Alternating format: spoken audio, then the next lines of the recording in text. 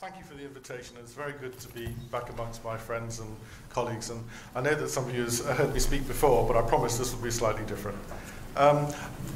This is about reporting standards, and it sounds pretty dull and boring, but in fact, I'm very, very grateful to Martin Weller and Stefan Müller to introduce my topic for me.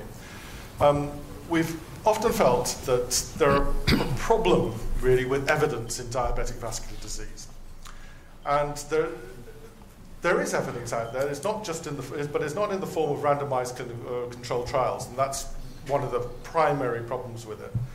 But with the other evidence that's out there, I don't know if you share my difficulty, but my difficulty is I find it very hard to interpret that evidence in a way that actually helps decision-making in a diabetic vascular patient. And I think that's because there's something actually wrong with the evidence. And maybe, if you follow me, I'll explain my thoughts. Our reporting standards in vascular surgery and endovascular intervention are these familiar reporting standards. And particularly, I want you to draw your attention to this thing about 1 year amputation-free survival, which we colloquially know as limb salvage. Obviously, patency is better than no patency, and limb salvage is better than no limb salvage. But I think the problem with those concepts in diabetes is because of the different nature of diabetic as opposed to non-diabetic vascular disease. And what we've seen in the last 40 or 50 years is a change in our patient population from predominantly non-diabetic to majority diabetic. In diabetes, we have a group who have standard chronic ischemia and who present in the same way with claudication, ischemic rest pain, and gangrene in the way that some of the older members of this audience are familiar with. You also have a group who present with acute sepsis of the foot, and that actually does occupy a lot of our time in our inpatient beds. But the numerically predominant group of patients with diabetic vascular disease present with neuroischemic ulceration. And neuroischemic ulceration, as Professor Sess has pointed out, is multifactorial. But it is something which happens over a long period of time. We know, for example, that over 6 months, about 40% of them will heal, about 12 months. If they present with less than 6 months history, 41% will heal with standard care. And if they present with more than a year's duration, that will go down. So it's best considered as a chronic relapsing disease with slow healing and variable relapsing rates, variable lengths of time to relapse. And so if diabetic vascular disease is a pathway to amputation, then it's a pathway that's moving somewhat slowly. We also know this because when looking at population level data, the amputation risks are round about this level, about 18% over 5 years. That means that when we consider amputation-free survival or limb salvage, that is what we all consider the best natural outcome. Who wants an amputation? That's what we're trying to avoid. However, the amputation-free survival in terms of the natural history of neuroischemic ulcer is 82% without treatment.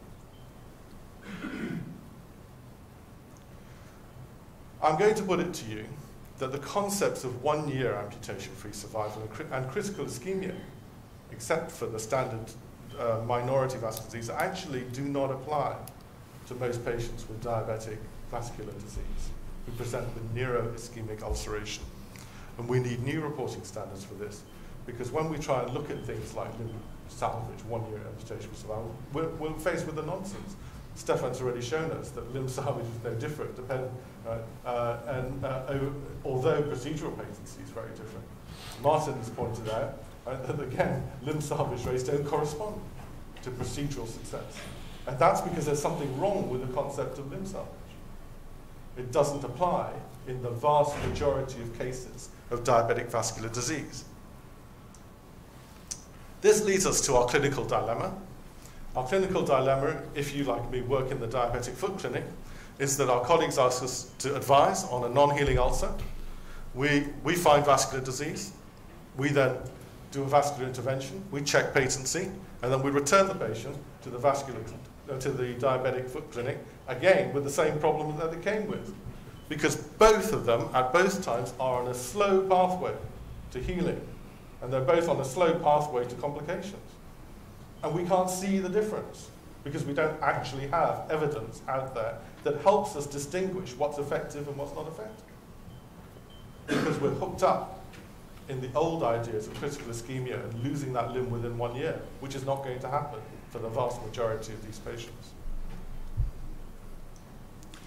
So, can we study this phenomenon? Can we actually report on diabetic neuroischemic ulceration? Can we report on successful intervention? Actually, I'm an optimist in this field. I think, yes, you can.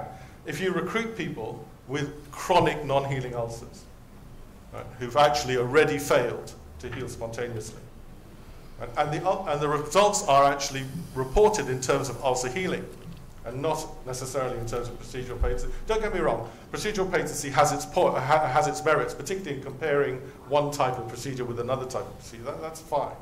Right? But in terms of real-life outcomes, and we're already pointing out a disparity between our procedural success and our real-life outcomes, it's not that helpful.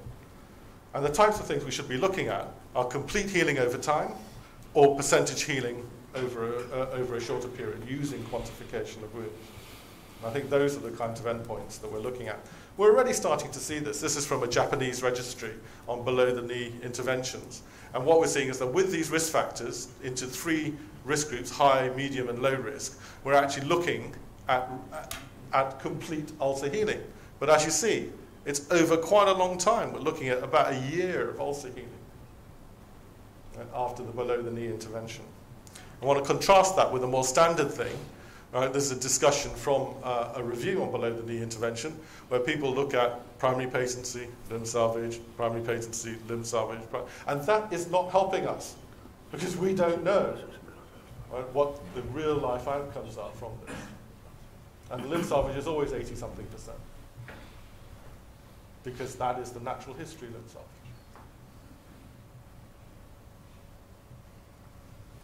salvage.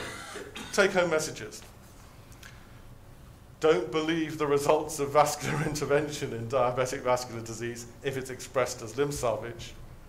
And procedural patency is fine for looking at the success of the procedure, but not in terms of success of the diabetic foot.